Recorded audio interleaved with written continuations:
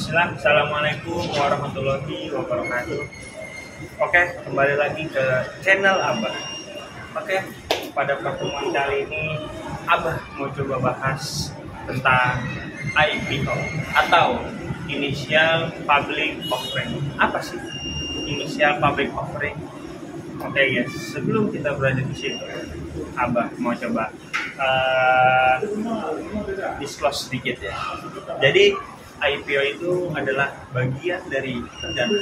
Nah, cuma kita harus perlu tahu dulu dalam sebuah perusahaan itu bisa didanai oleh apa aja sih? Nah, jadi gini teman-teman, perusahaan itu bisa mendapat dana dari dua sumber. Yang pertama itu melalui hutang, dan yang kedua itu melalui ekuitas. Kalau dari hutang, contohnya seperti pinjaman ke bank, obligasi, atau melalui surat-surat berharga. Namun, jika perusahaan mendapatkan dana melalui hutang, itu tentu akan menimbulkan beban bunga yang jumlahnya mungkin lumayan lah, dan itu bisa menggenjot laba perusahaan, bisa menggenjot laba perusahaan. Maka dari itu pinjaman melalui hutang itu tidak dulu solusi yang efektif dan efisien. Nah, yang sumber kedua itu melalui modal. Nah, melalui modal ini salah satu caranya itu dengan IP, yaitu dia coba melempar saham-sahamnya ke bursa umum atau tadi ya public offering. Nah, maka dari itu pada momen kali ini Abah mau coba ngebahas IPO atau Initial Public Offering tersebut. Bagaimana sih cara-caranya, strateginya, terus step by step yang perlu dilakukan untuk perusahaan bisa mendapatkan dana segar melalui peredaran saham untuk masyarakat umum. Oke, jadi gini. Pertama, kalau di IPO itu ada 3 papan. Yang pertama itu papan utama, yang kedua itu papan pengembangan, dan yang ketiga itu papan akselerasi. Nah, mungkin kita coba bedah dulu nih, mana aja sih yang masuknya itu ke papan utama, ke papan pengembangan, dan juga papan akselerasi. Tentu semua punya klausul-klausul yang berbeda dari segi peredaran sahamnya, terus dari segi regulasinya, dari segi banyak lah. Oke, kita coba bedah ya. Oke guys, jadi sekarang waktunya kita bedah persyaratan IPO atau Initial Public Offering. Namun seperti yang tadi Abah bilang, IPO itu memiliki 3 papan ya.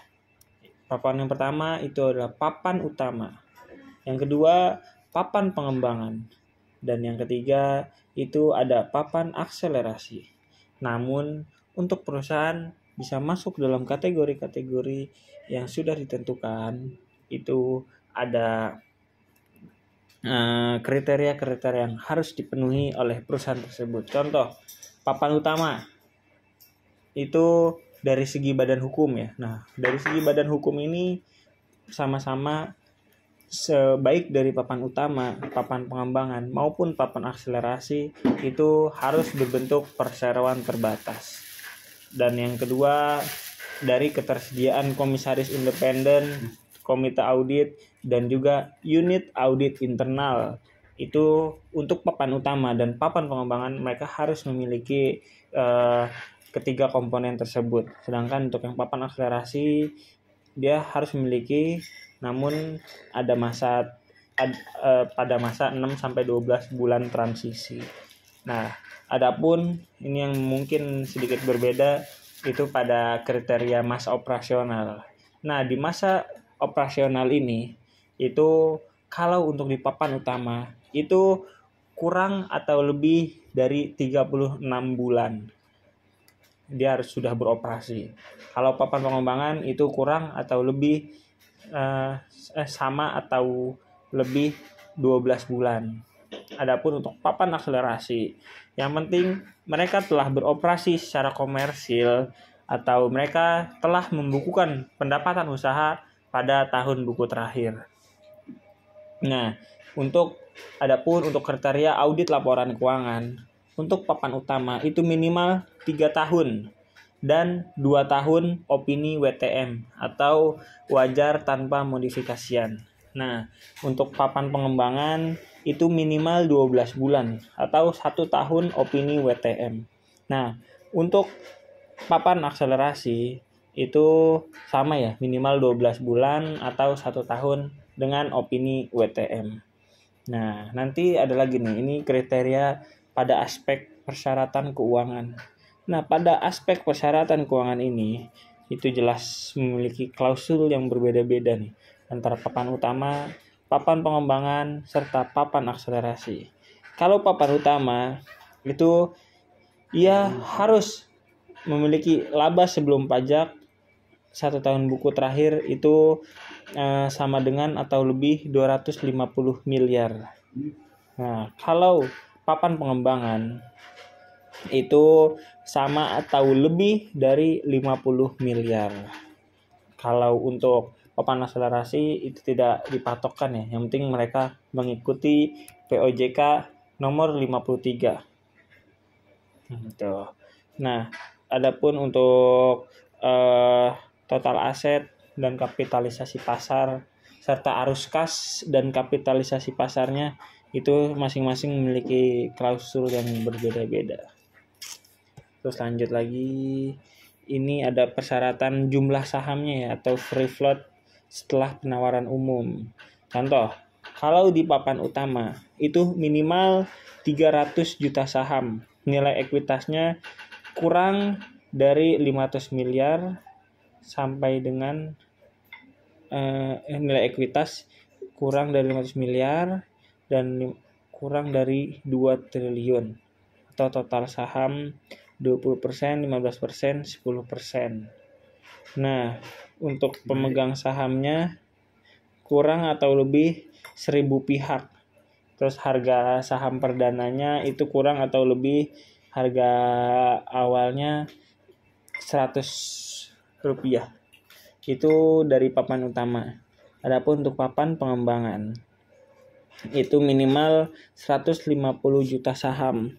Untuk peredarannya harus pemegang sahamnya sama dengan atau lebih dari 500 pihak. Untuk harga saham perdananya itu 100 rupiah. Nah, kalau untuk papan akselerasi itu